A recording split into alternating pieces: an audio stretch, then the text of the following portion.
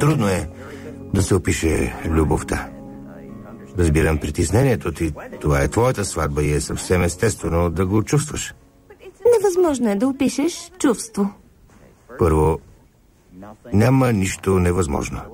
Така че не си го мисли. Според теб, Мишел, защо казват правя любов? Не знам. Аз го наричам муши. Муши?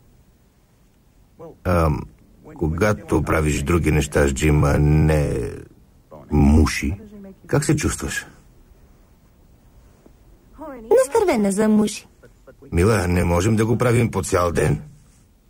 Не си ли опитвал? Опитвал съм. Правил съм муши от изгрев чак до обяд и то не веднъж. Но като оставим това, казват, че се прави любов, защото любовта е действие. Правят се компромиси, правят се жертви.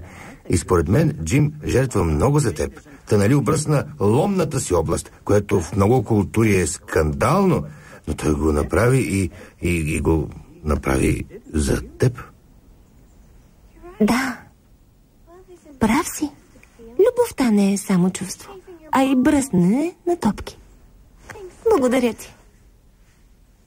Не бих се впускал в подробности по темата.